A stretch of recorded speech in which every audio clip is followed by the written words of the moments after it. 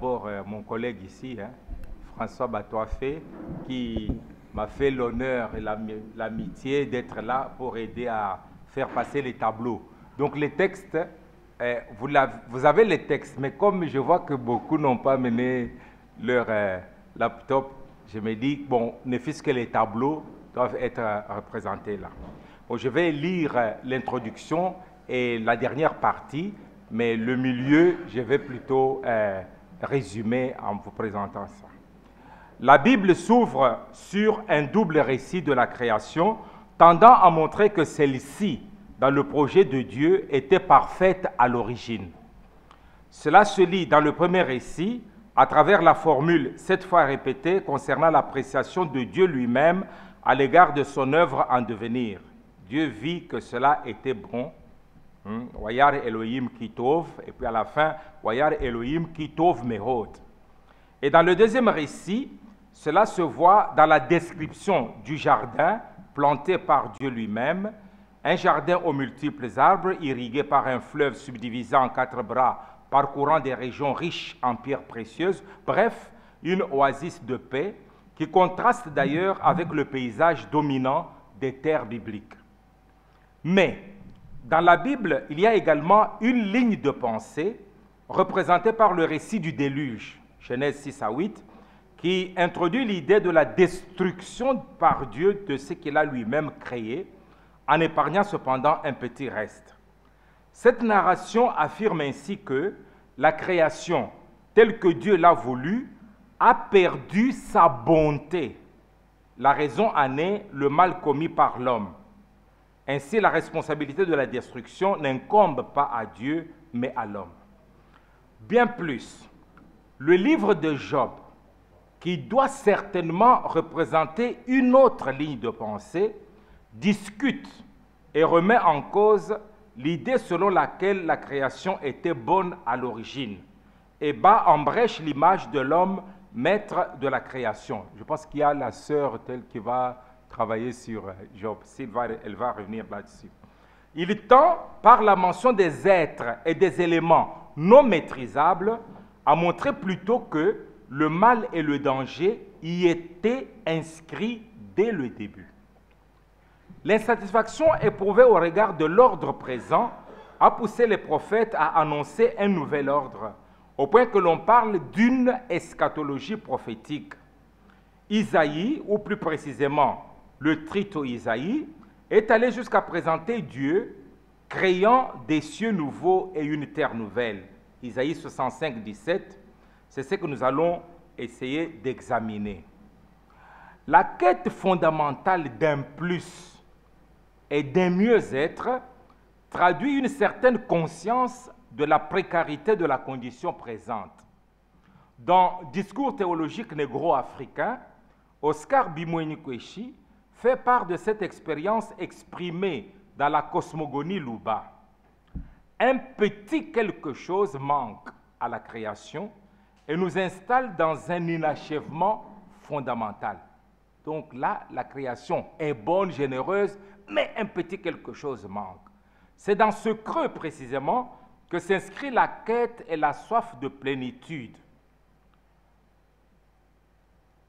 Alors voilà, le premier point que je vais aborder, je dois le dire, c'est grâce à une remarque qui nous a été faite par Albert Mundele. Il n'est pas là, il serait content. Bon, dans un atelier que nous avons eu avec Luc, Paul Béret et puis la sœur Jérôme, il nous a dit ceci, c'est peut-être quelque chose que je vais partager avec vous, que souvent nous ne nous citons pas. Nous ne nous citons pas entre nous. Même quand l'autre a travaillé sur le même sujet, vous ne le citez pas. Ah. Bon, alors, c'est pourquoi moi je suis allé, obéissant à Albert Mundele. C'était une bonne remarque, en tout cas. Nous allons chercher Gunkel et des choses comme ça, alors que Paul Béret a dit ça. Ah. Bon. Alors voilà, mon premier point, c'est regard rétrospectif sur les congrès antérieurs de l'APK. Dans l'Ancien Testament, l'expression « cieux nouveaux et terre nouvelle » n'apparaît que 2 fois, en finale du livre d'Isaïe, Isaïe 65, 17 et 66, 22. Elle est reprise 2 autres fois dans le Nouveau Testament, en 2 Pierre 3, verset 13, le texte qu'étudie Matande, et Apocalypse 21, 1. Ces termes ont servi de fil conducteur au 10e congrès de l'APK, consacré au livre de l'Apocalypse joannique et à sa pertinence pour l'Église africaine. Dans les actes qui ont été publiés, l'étude de Patrick Adesso s'emploie à examiner le passage où cette expression apparaît. Donc, il étudie Apocalypse 21, verset 1. J'en retiens 2 idées clés. D'abord, il montre que dans l'Apocalypse, le monde est vu comme foncièrement mauvais. Dès lors, le seul espoir pour les justes repose dans l'intervention future de Dieu qui inaugurera une nouvelle ère. Le point de départ de l'aspiration à la nouveauté, c'est donc le constat du mal existant dans le présent. Cet élément est très important, j'y reviendrai aussi pour mon interprétation du texte d'Isaïe. Alors la deuxième idée, c'est la question qu'il se pose. L'avènement de nouveaux cieux et d'une terre nouvelle concerne-t-il l'ici-bas ou l'au-delà? Pourquoi il se pose cette question pertinente? Parce qu'il dit, au regard de la religion traditionnelle africaine, la personne humaine cherche son accomplissement ici-bas et non pas juste pour l'au-delà. Voilà les 2 idées que je retiens de l'article d'Adesso. Au 11e congrès de l'APK, consacré à la prophétie et aux prophètes, Emmanuel Nwaoru, sans étudier directement le passage qui contient l'expression « cieux nouveaux et terre nouvelle », aborde la question du nouvel ordre mondial à la lumière, premier tableau, à la lumière d'Isaïe 11, versets 6 à 9. Cette étude nous intéresse à un double titre. D'abord, parce qu'elle parle du nouvel ordre mondial. Cette terminologie utilisée dans différentes perspectives peut s'appliquer aussi à la crise environnementale que nous traversons. Ensuite, parce que la péricope étudiée, c'est-à-dire Isaïe 11, 6 à 9, est partiellement parallèle à un verset de l'oracle que nous nous proposons d'interpréter, c'est-à-dire le verset 25, Isaïe 65, 25. Concernant d'ailleurs ce parallèle, il sied de dire, j'ai mis le tableau pour que vous puissiez vous rendre compte que donc, le texte, c'est seulement un seul verset qui concerne, et puis tout n'est pas repris. Tout n'est pas repris dans Isaïe 65, 25, si l'on considère que c'est Isaïe 65, 25 qui emprunte à Isaïe 11, 6 à 9. Après l'analyse du texte, Nwaoru dégage ce qui caractérise l'ordre nouveau annoncé en Isaïe 11, 6 à 9. Voilà, il dit l'ouverture, la tolérance, le respect des différences individuelles, la non-violence, le leadership et la connaissance de Dieu. Et il affirme que dans l'imagerie utilisée, l'harmonie est créée par le vivre ensemble et le partage des ressources. Donc la panthère et puis la vache qui mange avec l'autre. Voilà pour le premier point. Un regard rétrospectif sur ce que nous avons déjà fait dans l'APK. Mon deuxième point, Isaïe 65 dans le trito Isaïe. Ici, je vais plutôt montrer les rapports sur lesquels je m'appuie pour faire mon interprétation. Donc, je me situe dans les études qui tiennent compte de l'état final du corpus isaïen et qui montrent que la conclusion du corpus, c'est-à-dire Isaïe 65 à 66, forme avec l'ouverture, l'introduction du corpus, forme une inclusion. Donc, on peut voir dans les détails, forme une inclusion. Donc, Isaïe 1, 1 à 2, 5 forme une inclusion avec Isaïe 65 à 66. Pourquoi ça? Parce que le corpus en tant que tel, l'ensemble d'Isaïe, c'est quand même l'œuvre d'un rédacteur final. Et celui-là n'est pas seulement quelqu'un qui a additionné des histoires, mais c'est un lecteur. On le considère comme lecteur et rédacteur du corpus. Ainsi, il insinue dans l'introduction, quand vous lisez le début du livre d'Isaïe, on annonce déjà le rassemblement des nations. Ça ne peut pas être l'Isaïe du 8e siècle qui parle des nations qui vont se rassembler sur le mont Sion. Mais c'est le thème de la fin du livre aussi. Hein. Bon. Et puis de la même manière, et ça c'est ce que j'ai observé et que je ne trouve pas ailleurs. Donc ce que j'ai observé quand même, c'est que l'harmonie entre les animaux qui vient de Isaïe 11 dont j'ai parlé tout à l'heure, qui est en Isaïe 65, verset 25, cette harmonie entre les animaux correspond alors à l'harmonie entre les nations, hein, au 2e chapitre, où les nations abandonnent les armes de guerre pour les outils de travail. Donc les nations ne sont plus danger les unes par rapport aux autres, comme les animaux, hein, les carnivores ne sont plus danger pour les herbivores parce qu'ils abandonnent leur croc pour manger aussi de l'herbe. Donc, ce rapport est très important pour mon interprétation. Et puis, deuxièmement, un autre rapport, je l'indique, c'est que Isaïe 65 à 66, qu'on doit considérer comme un tout, hein, et d'ailleurs l'expression nouveau cieux et nouvelle terre revient à 2 fois, hein, donc en Isaïe 65 et en Isaïe 66. Alors, ces 2 chapitres-là, qui sont comme un bloc, répondent à la lamentation collective qui précède, c'est-à-dire Isaïe 63, verset 7 à 64, verset 11. Hein. Donc ces éléments-là sont importants. Alors j'étudie la structure du chapitre 65. Hein, donc vous voyez ça, hein, voyez ça. Donc c'est la structure de type A, B, B', A'. Donc malheureusement, donc le texte que vous avez reçu, que le secrétaire général a envoyé à tout le monde, je montre les rapports aussi verbaux avec les termes en hébreu, mais qui ne paraissaient pas dans son ordinateur, qui manque les caractères hébreux. Bon, un exégète, tu dois chercher ça. Ah. Bon, alors, donc ça, pour montrer quand même que les correspondances ne sont pas arbitraires. Hein. Donc, les rapports structurels reposent sur, hein, les reprises verbales.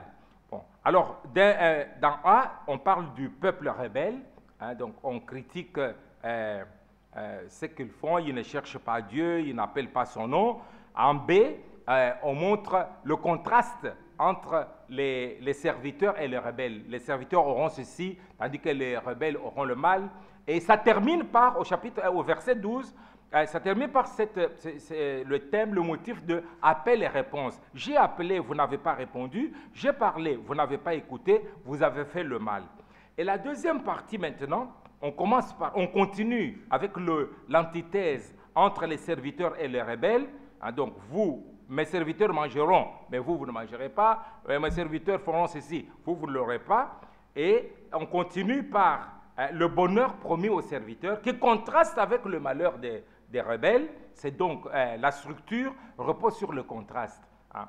Alors, dans le bonheur promis aux serviteurs, regardez la finale, j'ai bien remarqué, de nouveau, se termine par le motif « avant qu'ils appellent, moi je répondrai, avant qu'ils parlent, moi j'écouterai ». Hein, donc, c'est vraiment des correspondances, donc une structure, si vous voulez, rigoureuse. Alors, le troisième point, je l'intitule ainsi, « Une écriture construite sur d'autres écritures ». L'ensemble de l'oracle, les versets 17 à 25, on peut trouver dans chaque verset une allusion à des écritures anciennes, notamment l'influence de Isaïe 43, versets 16 à 21, et l'influence de Genèse 1 à 3.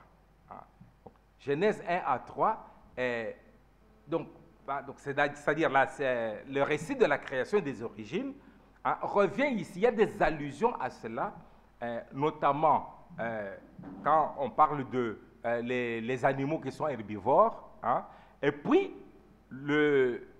la référence au serpent.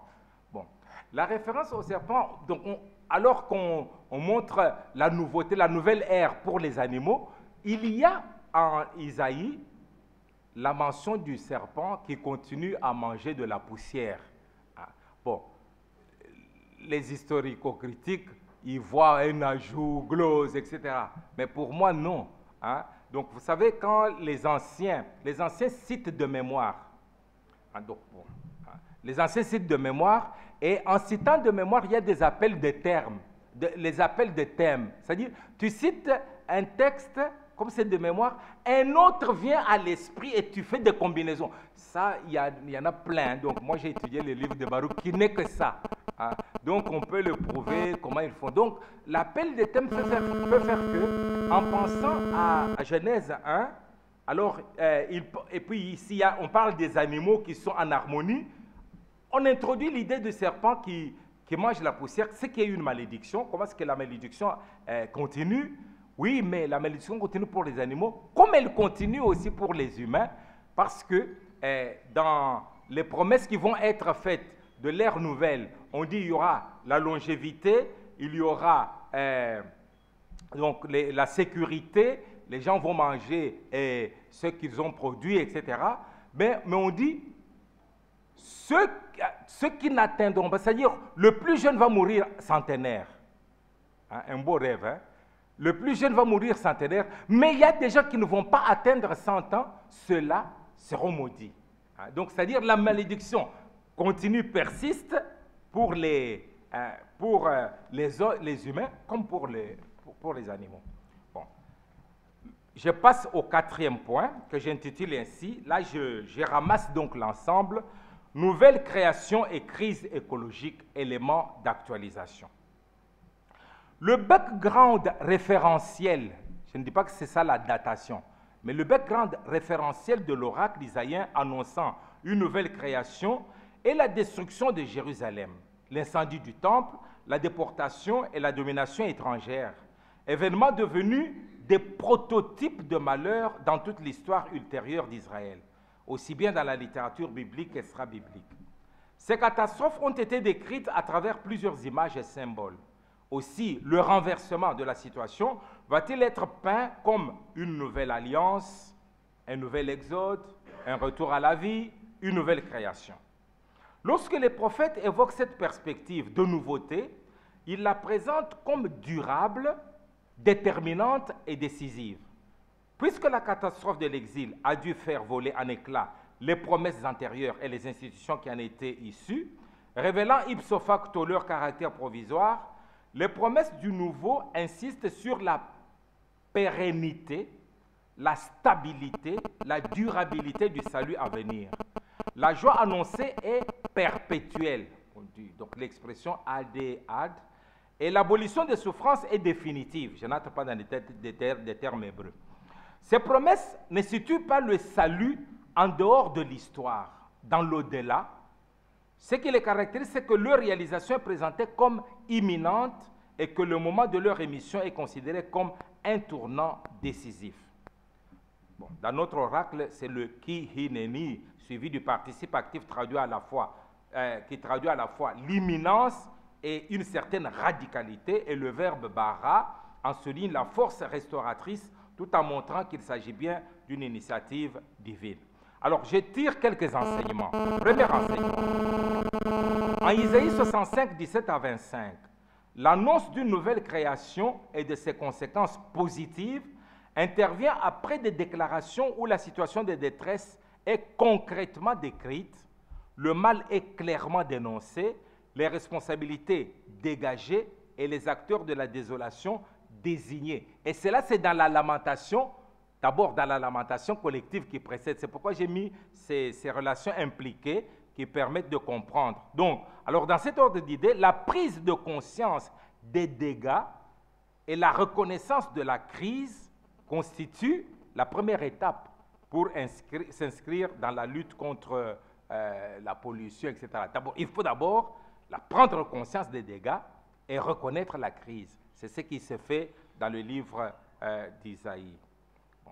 Alors, deuxième enseignement, l'annonce d'une nouvelle création en Isaïe 65, 17 à 25, malgré le mal et la désolation décrits avec force et détail, enseigne que la restauration est réalisable.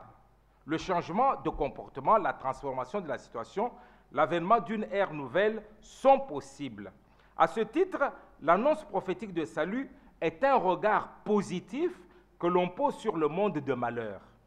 L'utilisation du verbe « créer » qui renvoie à l'acte divin primordial invite à s'engager pour restaurer dans l'univers la bonté perçue par le Créateur lui-même dans son œuvre, selon Genèse 1, 1 à 31, auquel se réfère sans conteste notre oracle. Dans cette perspective, l'annonce de la nouvelle création peut devenir un thème mobilisateur dans la crise écologique. D'ailleurs, la solennité de la déclaration montre que le prophète a conscience de se trouver à un moment décisif comme nous maintenant. Troisième enseignement.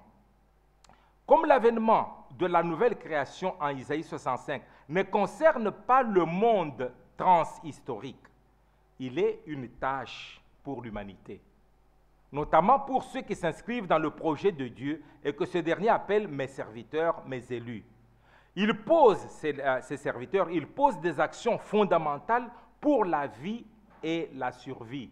Bâtir et planter. Ces actions s'opposent à détruire et déraciner.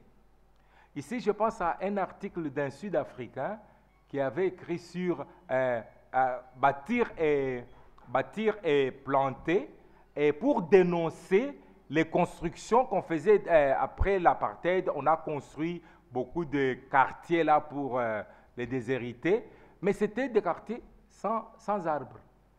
Alors il partait de Jérémie qui dit planter, bâtir et planter pour dire qu'on ne peut pas bâtir sans planter. Alors, dernière leçon. Dans notre oracle, le verbe « créer » est utilisé à 3 reprises. Il est donc fondamental pour le prophète de mettre l'accent sur le rôle du créateur, ce qui rappelle inévitablement que l'ordre créé relève d'une instance qui dépasse l'humain. Même si ce dernier continue à travailler pour faire advenir et conduire la nouvelle création, celle-ci obtient son fondement en Dieu. Dans la gestion de la crise écologique, cet aspect n'est pas toujours pris en compte, les intérêts économiques tenant la première place. Reconnaître Dieu comme créateur, c'est aussi accorder une nouvelle valeur à la nature qui ne serait plus vue comme un objet à dominer, à exploiter, mais comme un réseau d'êtres vivants avec lesquels on essaie de vivre en harmonie. Ici, je rejoins quand même certains qui ont dit la même chose. Conclusion. Le texte annonçant la nouvelle création a été placé dans la finale du corpus isaïen, qui constitue une des clés herméneutiques pour comprendre l'ensemble du livre en consonance avec son introduction. Dans cette fonction canonique, il est désormais adressé aux lecteurs. Ceux-ci ne sont pas seulement appelés à en vérifier l'accomplissement, qui n'est pas vérifiable, mais à s'en faire des acteurs à part entière. De ce point de vue, la nouvelle création, initiative de Dieu, certes, le verbe créer, dont l'action est réservée à Dieu, est annoncée à l'humanité d'abord comme un message de salut et d'espérance face à un présent insatisfaisant. Ensuite, comme une tâche à accomplir. En effet, les actions essentielles à la vie et à la survie de l'humain sont désormais sécurisées et gratifiées dans la nouvelle création, bâtir et planter.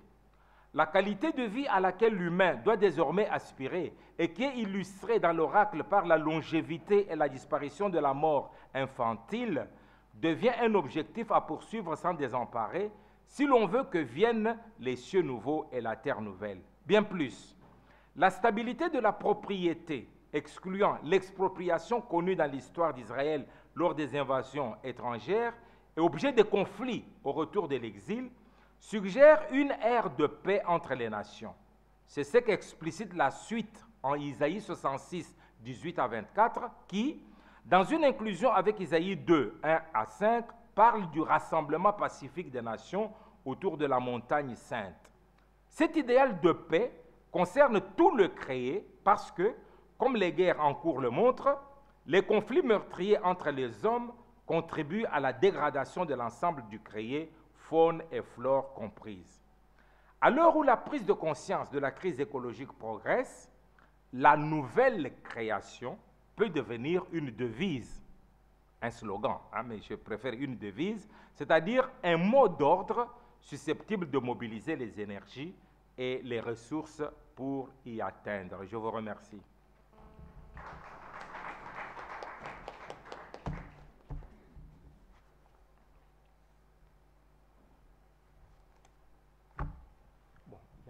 Notre frère Kolani pour la réponse. Nicodème. Kolani. Kolani, hein? Ah, oui. Où est-ce qu'il est? La réponse? Ah. Oh! Ah! Ce n'est pas grave. Ce n'est pas grave. Tu n'as pas lu ton courriel. Oui, il y avait la liste. Tu n'es pas dans la logique, ok? Ce n'est pas grave. J'ai envoyé une liste de répondants et face à chaque présentateur, il y a un nom pour la réponse. Il n'a pas fait attention. Pour la prochaine fois, tu feras attention. Oui. Alors, avec ça, the floor is open because the respondent is not used to it, so he didn't understand, the list I sent, okay? Good. You are forgiven. Next time.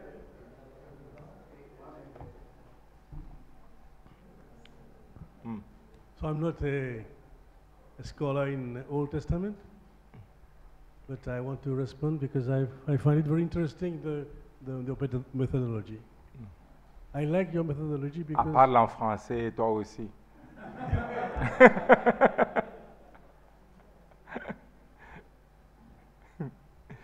J'ai beaucoup apprécié la méthodologie parce que tu essayes de situer ces versets 66, 17 à 25 dans un ensemble.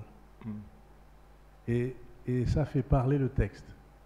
D'abord, tu prends les premiers textes de la création de l'Ancien Testament, de la Genèse, et avec les aspects de création, mais aussi de décréation.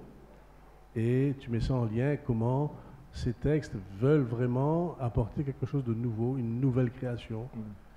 Et puis, j'ai beaucoup aimé comment tu situes le texte dans Isaïe lui-même, avec l'inclusion que tu signales.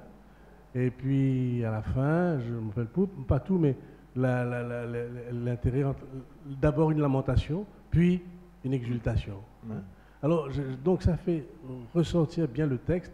Tu n'es pas seulement fixé sur les quelques versets que tu analyses, mais tu montres comment ce texte-là fait partie d'un grand ensemble et que c'est sûrement un ensemble très important avec des mots comme bara qui revient, le mot, et puis tous les échos avec la création, avec Isaïe, le loup, etc.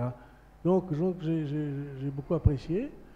Alors, donc cette nouvelle création, moi, quand j'ai commencé à préparer, donc m'investir avec les personnes pour ce congrès, parce que ce ne sont pas des biblistes que j'ai rencontrés, ceux avec qui j'ai travaillé. Ce sont des personnes qui sont intéressées par l'écologie, des personnes intéressées par la technique, mais ceux qui me disent, mais quelles sont les retombées pour ce qu'on va faire là? Une semaine, on s'est retrouvés, quelles sont les retombées? Qu'est-ce que vous allez dire, Anne? Et puis, deuxièmement, on rencontre les politiques. Parce que, presque ce matin, ils disent, nous sommes les décideurs, nous avons les moyens, et donc je me dis, mais comment est-ce qu'on peut les inspirer sans leur donner, sans faire la leçon, comme dit Laudato aussi. Le pape dit, je ne vais pas faire de leçon à personne, nous avons notre stand, nous avons notre manière d'être. Alors sans faire de leçon, qu'est-ce que nous avons donné? Alors j'ai trouvé à la fin, quand tu dis, peut-être le slogan, tu ne dis pas slogan, tu corriges, tu dis, quel mot tu as employé? Devise. Le devise, ce n'est pas un joli mot. Slogan. Slogan. Le slogan, ce qui touche, c'est la nouvelle création. Alors, ce que j'ai envie de dire, là je dépasse un peu le congrès. Est-ce qu'il nous faut penser, comme si à la fin, à une espèce de cahier de charge, quelque chose qui va dire, ben voilà ce que nous dégageons dans ce monde, parce qu'il ne faut pas non plus que les biblistes, nous soyons des idéalistes qui disent cieux nouveau, etc. Vous comprenez ce que je veux dire? Il faut être sérieux dans ce monde, je veux dire. Le monde est dur, le monde est difficile, le monde est un monde de péché, où on vit avec des guerres, de la corruption. On ne va pas non plus avoir des discours complètement dans l'idéal et que personne ne peut atteindre. Alors, mais je pense qu'avec un slogan comme Cieux nouveau, une nouvelle création, et avec quelque chose qu'on doit dresser ensemble. Il ne faut pas qu'on sorte de là, chacun a fait son truc, et j'ai beaucoup apprécié que tu puisses commencer ton paper en rappelant ce qui a été dit par les autres, hein, sur ce thème-là. C'est un peu, je veux dire qu'il nous faut être pratique. Il nous faut penser à ça, je ne sais pas, qu'il y ait un comité, que des personnes pensent un peu à quel est le message qu'on va... On ne peut pas sortir de là sans message. On ne peut pas sortir de là comme si on a fait la sagesse, on a fait les créations, on a fait la Genèse, on a fait Isaïe, on a fait je ne sais pas quoi, et puis on s'en va, au revoir, merci. Non, on ne peut pas. Il faut qu'il y ait un message, on sort avec ça. Et qu'on l'adresse à des politiques, à des économistes, aux gens qui peuvent prendre des décisions dans le monde. Alors merci pour ce que tu as fait. Oui, Patrick, j'avais le même sentiment. J'avais aussi le sentiment de le proposer que, bon, contrairement aux autres sujets et tout ça, et les congrès, il faut qu'on termine avec quelque chose qui va être sur les réseaux sociaux, partout là, que n'importe qui peut lire, qu'on s'est réunis ici, et voilà ce qu'on propose. Bon. Maintenant, comme nous lisons le texte, bon, c'est-à-dire chacun a reçu ça mais n'a pas lu. Hein, bon, moi aussi, je n'ai pas tout lu, je suis en train de lire quand on expose. Bon, hein. Mais j'ai lu, j'ai sauté des choses. Hein, donc, comme vous tous, hein, on saute. Bon. Voilà par exemple ce que j'ai dit, hein, parce qu'on a maintenant le temps, hein, je peux y aller. Hein. J'ai dit ceci dans les leçons, j'ai sauté tout un paragraphe, mais qui rejoint ce que tu dis. Hein, on fait, donc dans les textes avec mes rapports-là, il y a une distinction entre les rebelles et les gens qui font bien. Bon.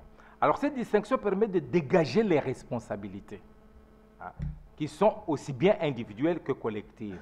Bon, alors il convient de rappeler que parmi les facteurs qui retardent la lutte contre la pollution, il y a le manque d'engagement conséquent des pollueurs. Le ministre l'a dit le premier jour. Hein.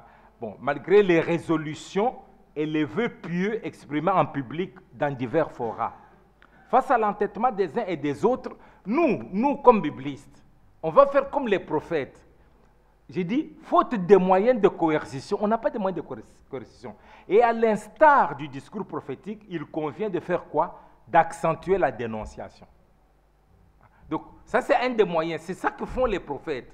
Donc, on dénonce davantage. Alors, bon, dans ce que tu appelles cahier des charges, il faut qu'on dénonce, qu'on continue à dénoncer, parce que nous ne pouvons pas les prendre une corde, aller mettre à l'Amérique ou bien à la Chine, les grands pollueurs. Mais il faut continuer à dénoncer. Et ça va faire que le plus grand nombre prend conscience. Vous savez, on a beau le dire, mais dans nos villages, là, les gens n'ont pas conscience qu'il y a la pollution et qu'on est en danger de changement climatique. Hein. Donc, c'est-à-dire on doit de plus en plus en parler. Nous aussi, nous donnons notre voix. Hein. Bon.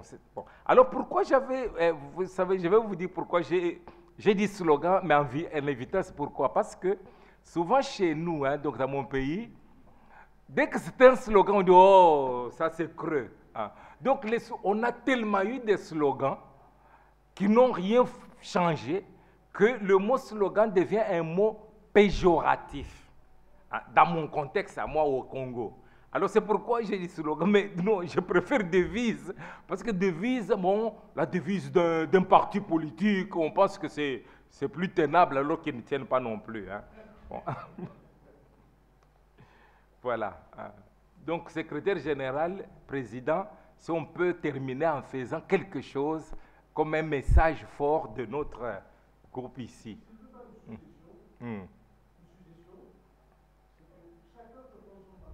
Oui. Chacun dit son papier, et dans son papier, il essaie de se dire qu'est-ce que je dois communiquer au monde, qu'est-ce que je dois communiquer aux policiers, qu'est-ce que je dois communiquer à l'économie, qu'est-ce que je dois communiquer à l'église, qu'est-ce que je dois communiquer à moi-même, quelque chose comme ça, et puis Quelque chose Oui. comme ça. Ah, peut-être. Enfin, une suggestion, hein? Je ne sais pas.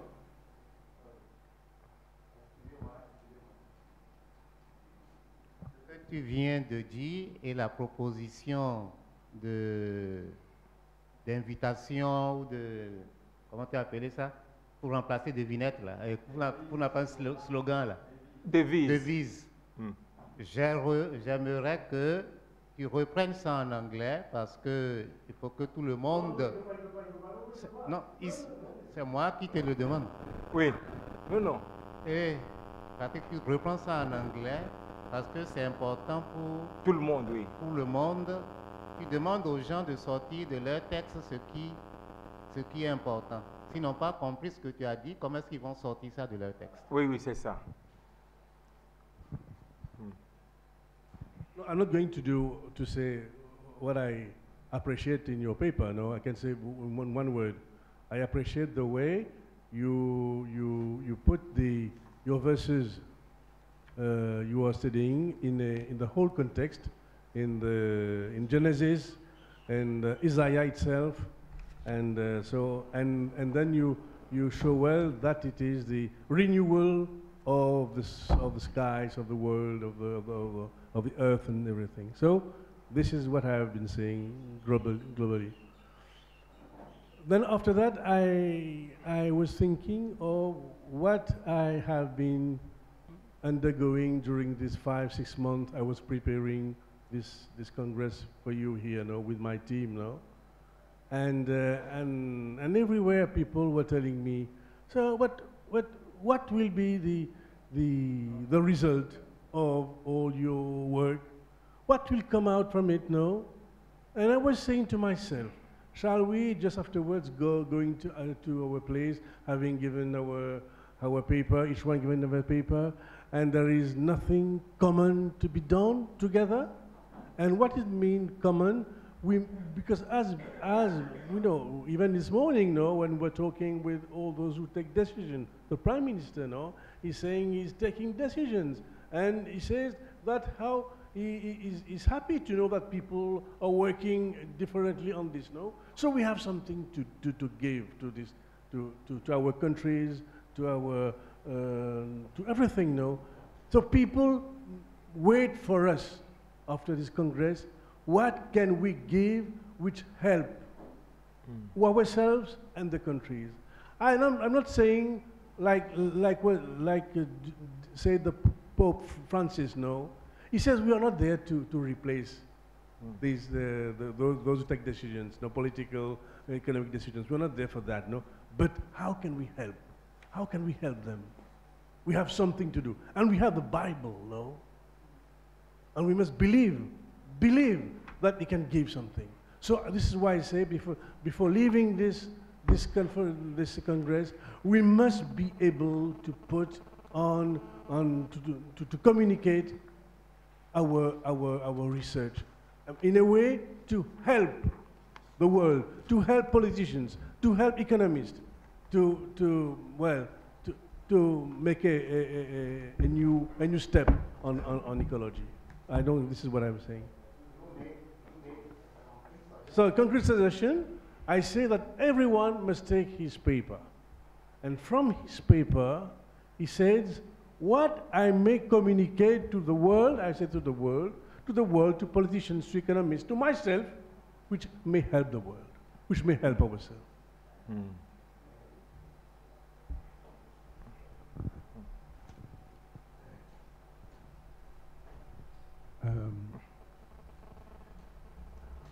Bon, après ce que Patrick a dit, I suggest that in one of our business meetings, we redefine the purpose of this society.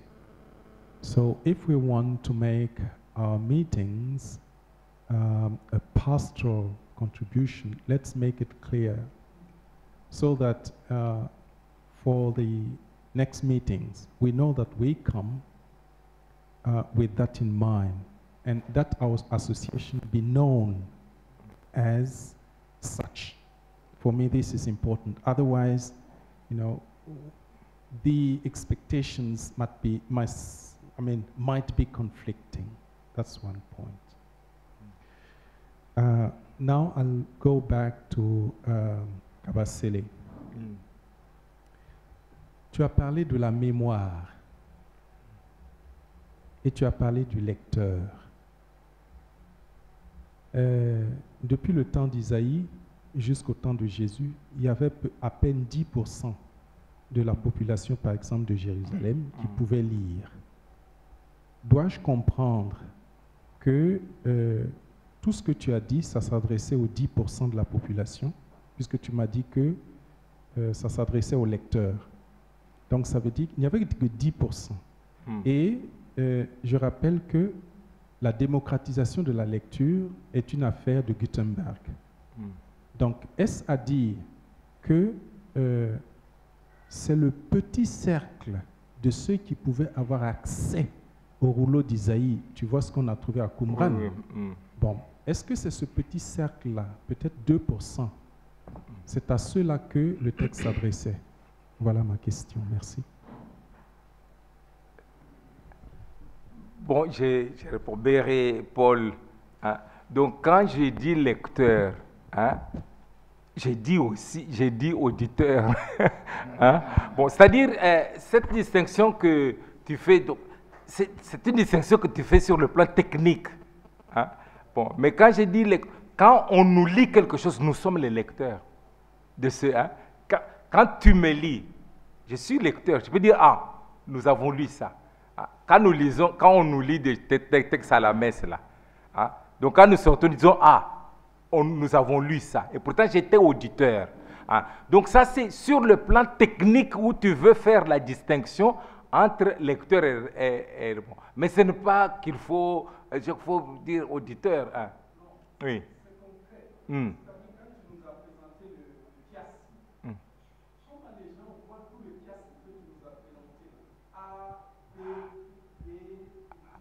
Ah non, ça, ces gens-là, ni lecteurs, ni lecteurs, ni auditeurs, personne ne voit ça. Ah, c'est-à-dire ni lecteur, c'est-à-dire tu ne vas pas voir celui qui lit, même aujourd'hui, tu lis là, ah bon, A, donc B prime, etc. Non, ça c'est comme, c'est un peu ce qu'on m'a raconté, bon, d'un jeune professeur hein, qui fait, bon, lecture avec les chiasmes, tout ça, et qui le dit à l'homélie. Ah non, non, c'est un jésuite en plus.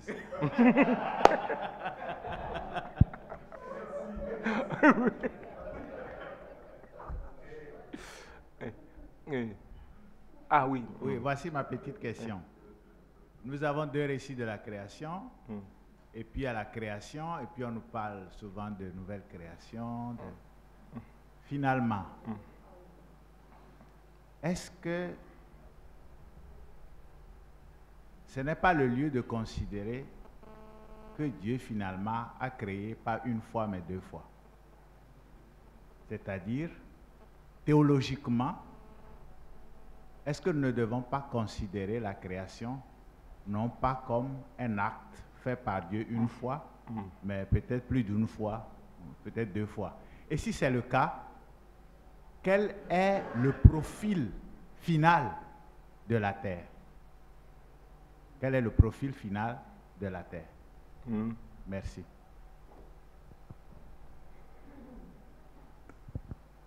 Bon, voilà.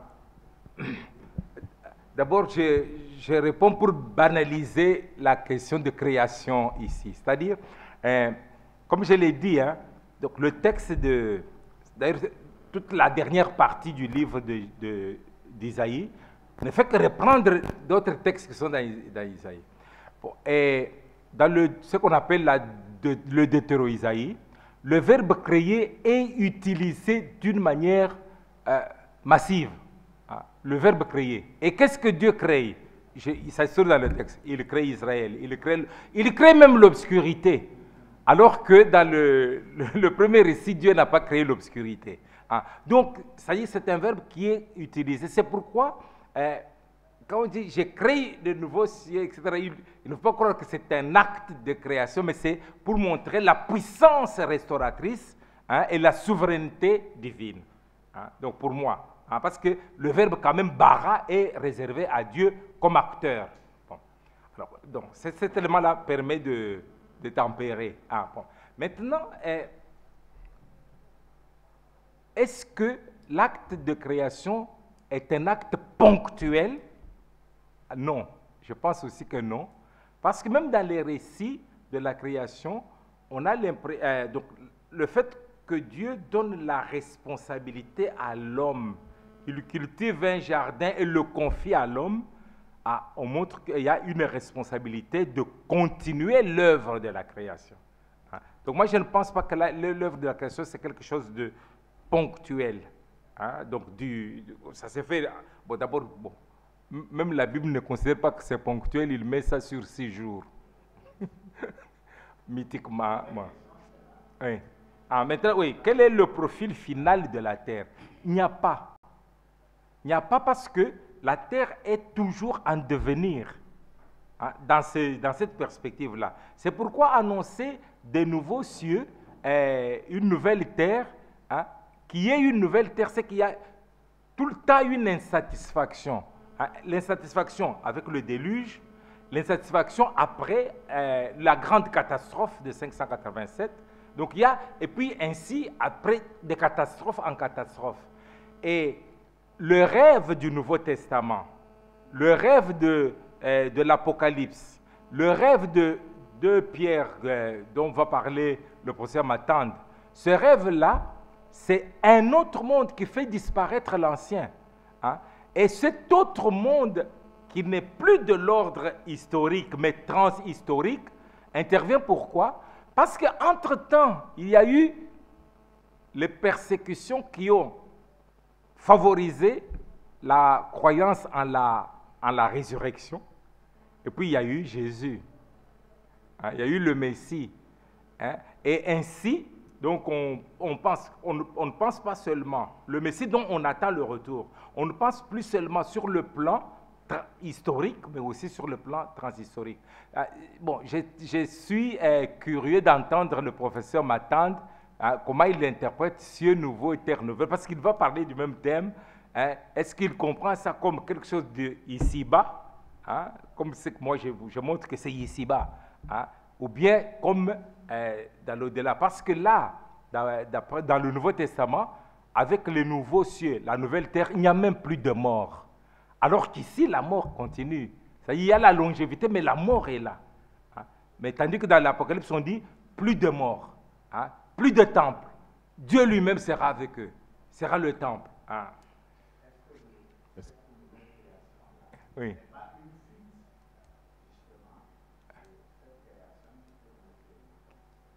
Que c'est de cette création qui a échoué, si tu veux. Hein. Donc, bon. Une fuite, non. Pourquoi? Parce que l'apocalyptique est performative. L'apocalyptique s'adresse à des gens qui, normalement, ne peuvent plus avoir l'espérance. Pourquoi? Parce qu'ils sont persécutés. Pas parce qu'ils ont fait du mal, mais parce qu'ils croient en Dieu. Hein? C'est-à-dire, vous croyez en Dieu, vous pensez qu'il est tout puissant, mais on vous tue. Hein? Donc, il n'y a plus d'autre issue. Alors, l'apocalyptique dit que contre toute évidence, il y a la victoire de Dieu.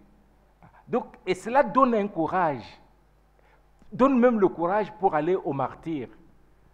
Donc, l'apocalyptique, c'est un langage qui a sa force interne. Donc, ça ne peut pas être une fuite. Parce que l'apocalyptique crée des résistants contre le mal, contre l'oppression, contre l'ennemi fort, contre le puissant. Bon, voilà, ça ne peut pas être une fuite. Ah. Moi, c'est juste une question de détail qui fait suite à la réponse que vous avez donnée à Paul tout à l'heure quand il demandait toute cette histoire de chiasme A, B, C, C+, C', et ainsi de suite. Et vous avez répondu en disant que ni le lecteur ni l'auditeur ne perçoivent ça. Alors, ma question, c'est, si tel est le cas, à quoi ça sert? Pourquoi est-ce que l'auteur se donne tant de peine à mettre en place un tel mécanisme pour que ça serve à quoi? Bon, c'est-à-dire, nous devons quand même comprendre que c'est un outil d'analyse. Hein. C'est-à-dire, ne nous trompons pas que quand je fais mes A, B là, je dis voilà, c'est ça qu'il... Bon, ne nous trompons quand même pas. Hein. Ça, c'est mon professeur, le père Bogart, qui me le disait, qui disait, bon, attention, c'est une clé c'est une porte d'entrée, c'est une clé pour lire. Hein? C'est une clé. Alors, cette clé n'est pas arbitraire parce que nous connaissons des lois, etc. Mais maintenant, ceux qui écrivent, ils écrivent parce qu'ils connaissent spontanément ça. Ils connaissent spontanément ces règles-là. Hein? C'est comme nous, quand nous parlons. Nous parlons parfois avec des images, et puis tu dis, oh, ça c'est image. Tu n'y as pas pensé que je vais pâter quelqu'un ou que je vais ordonner autrement. Parce que ça fait partie de ta manière d'ordonner le discours. Hein. Maintenant, quand on le fait, même nous, quand nous parlons avec des proverbes ou des choses comme ça, il y a parfois des gens qui parlent d'une manière structurée dans nos langues à nous. Ah, bon, après, tu ne vas pas lui dire, ah, tu as vu comment tu as parlé, tu as commencé. Non, lui, il a seulement parlé. Il a parlé parce que ça fait partie de sa grammaire.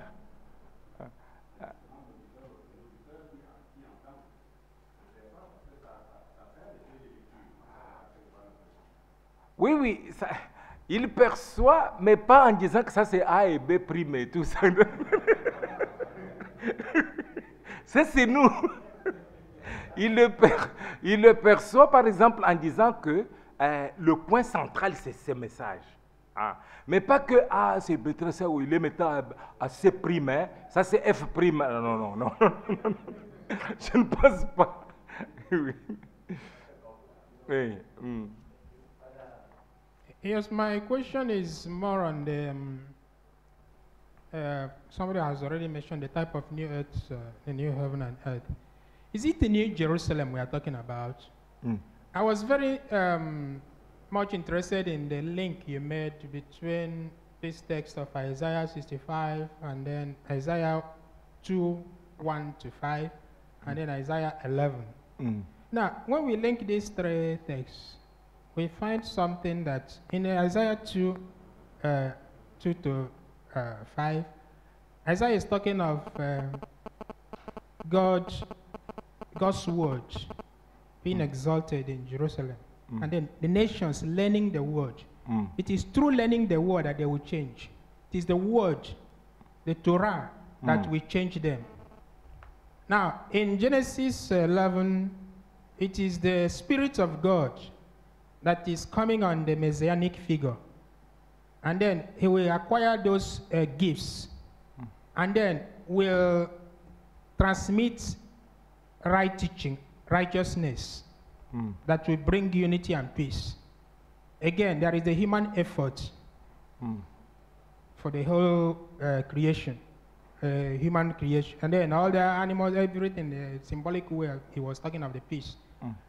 Now, when we come to Isaiah 65, at the very beginning, he was saying, my spirit will change Jerusalem.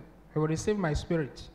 Now, I want to know the actual link. Now, the link, because is the creation automatic?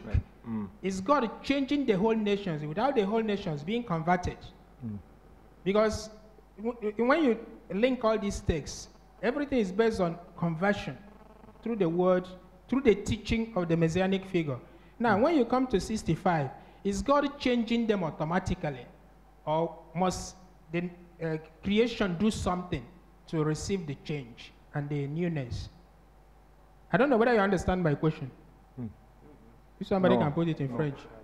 Non, je n'ai pas bien entendu parce que j'ai l'impression qu'on ne parle pas de la même chose. Vous parlez, est-ce que vous ne parlez pas d'un autre texte? Parce que quand vous parlez de l'esprit, etc. God is creating a new heaven and a new earth. Nouveau terre et nouveau ciel. Oui. Con quelle force, quel principe pour pour créer. Cette transformation. Ouais, oui. Mais là, il n'y a pas l'esprit en tout cas. Et la parole, l'esprit. Non, non, non. Il ne dit pas comment. Hein, parce que c'est pourquoi on utilise le verbe bara. Le verbe bara, il ne faut pas dire. C'est le verbe propre à Dieu. C'est l'acte propre à Dieu. Donc maintenant, il ne faut pas dire est-ce que cet acte-là, c'est par la parole, c'est par l'esprit. Non. Hein, il faut dire c'est par quel principe. Cette bara est automatique. Oui, mais c'est le verbe bara, c'est comme ça. Le verbe bara, tu ne peux pas dire, mais il a créé comment? Il a créé. Quand on dit Bereshit bara Elohim et Hashamayim et Haaretz. Donc, quand il dit ça, tu ne peux pas dire, il a fait le ciel et la terre, il a bara le ciel et la terre, comment? Par quel principe? Il a bara, c'est tout. Mais après, il commence à dire, il dit par la parole. Mais le ciel et la terre, c'est ce point-là, point. On ne dit pas par quel principe. Il fait être, si tu veux. Je ne sais pas si l'hébraïsant, le grand hébraïsant que nous avons là au fond, s'il peut dire autre chose. C'est toi et Paul. Ok.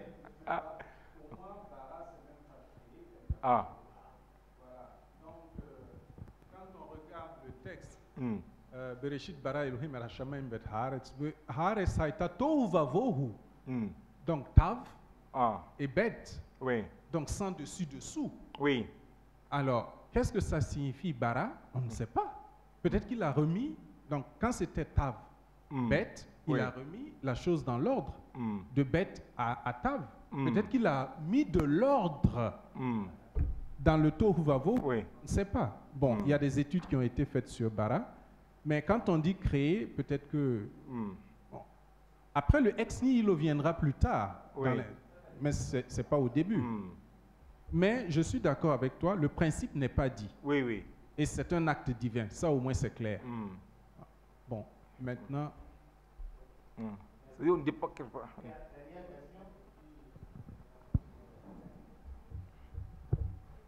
Permettez-moi de revenir toujours sur ce créer et sur la création. Cette création qui est justement un acte originel de Dieu, qui met de l'ordre, comme le professeur vient de le relever, qui met de l'ordre dans ce qui est créé. Et même quand il y aura du désordre, c'est aussi l'objet de votre exposé, Dieu s'engage à recréer, à faire des terres nouvelles et des cieux nouveaux. Ça, c'est de un. D'un autre côté, un conférencier a relevé hier que le mot écologie n'était pas biblique, qu'on ne le retrouvait pas dans la Bible. Donc, cette aspiration qu'implique le terme écologie aujourd'hui ne se retrouvait pas dans la Bible. Voilà alors ma question. Est-ce que justement le mot création ne serait pas le terme biblique qui désigne écologie, parce qu'il y a cette harmonie de la nature, de toute la création, de tout ce qui existe que nous devons régulièrement retrouver. Voilà ma question. Oui, mais création, c'est un acte. Écologie, c'est un discours ou une science. Écologie, hein? Donc on l'a dit, l'autre oikos, c'est logos. Et puis, écologie n'a pas comme sujet Dieu. La création n'a qu'un sujet d'après l'Ancien Testament, donc d'après la Bible hébraïque. Hein? Il n'y a qu'un sujet de créer, de bara, c'est Dieu. Hein? Tandis que l'écologie, bon, d'abord c'est un discours. Hein? Oui. Hein? Le créer.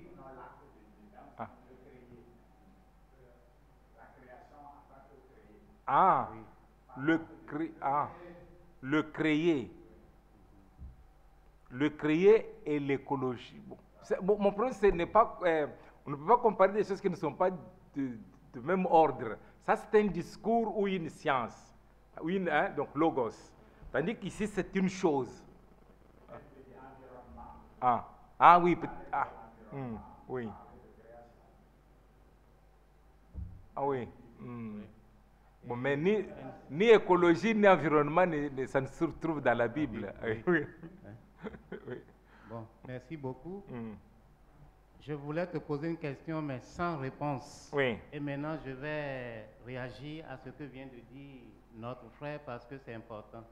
La question que je voulais te poser là, c'est que tu as fait un parallèle entre l'harmonie qui règne entre les animaux et l'harmonie entre les nations. Alors, est-ce que nous devons, oui ou non, apprendre des animaux? C'est pas pour répondre. Est-ce que nous devons, il y a des choses que nous devons apprendre des animaux, et si je veux élargir, apprendre également de la création, pour que nous puissions vivre en paix. Mais ce n'est pas... Mais malheureusement, les animaux ne sont pas comme ça, comme on dit là. Oui. Les carnivores restent carnivores. Et ils mangent les petites bêtes là. C'est ça.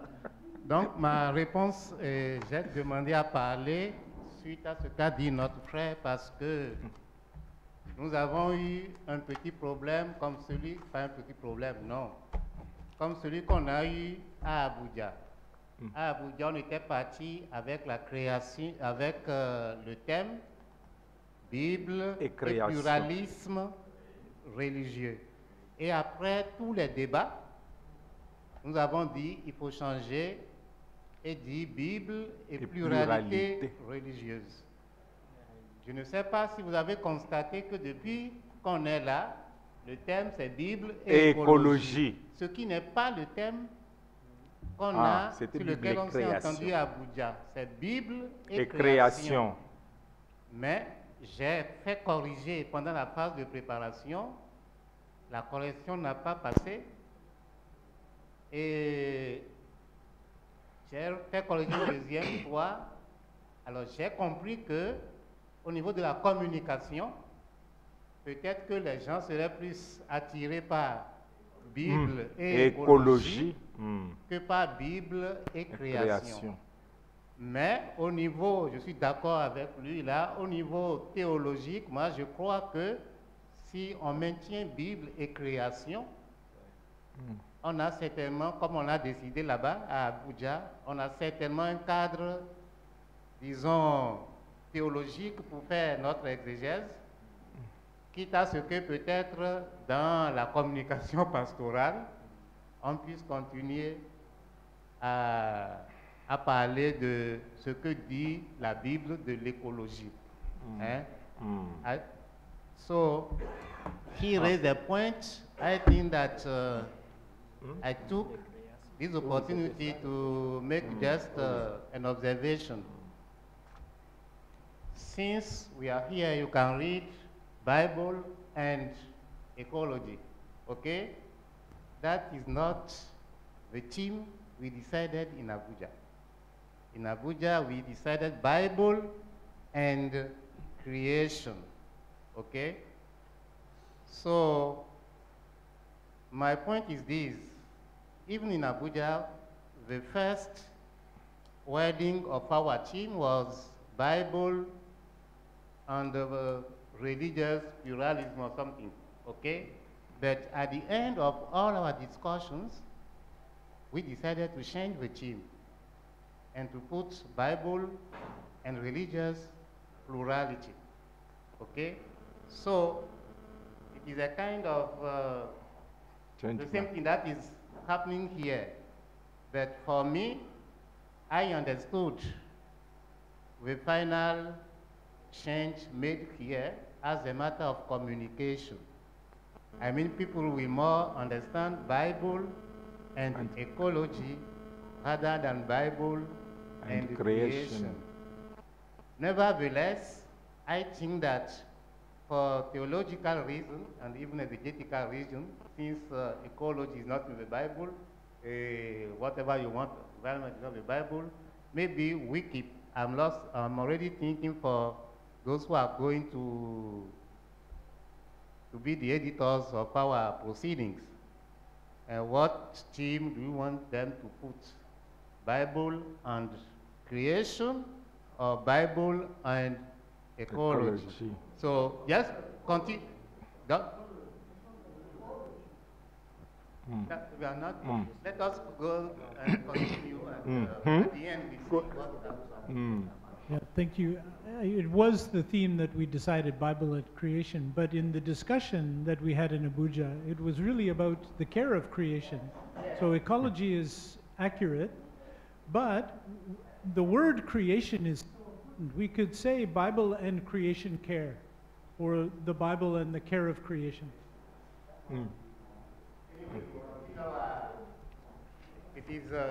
We are on Tuesday and we are ending on Friday. Please, it is time. I just want to call your attention on that issue because each of us will continue reflecting on it, and by Friday we decide what will be the theme of our proceedings. Thank you. Merci. Je remercie notre frère Kabasele, son acolyte, et vous tous et vous toutes. Alors, nous avons les vêpres à 18h30, c'est ça? Oui, et le programme de ce soir, c'est que après les vêpres, à 19h, nous nous retrouvons ici dans la salle pour la présentation officielle des mélanges au cardinal. Et après ça, nous n'allons pas manger dans le hall, on va faire une petite fête autour de l'un de nos pères fondateurs. Merci. Voilà. So, do I need to translate?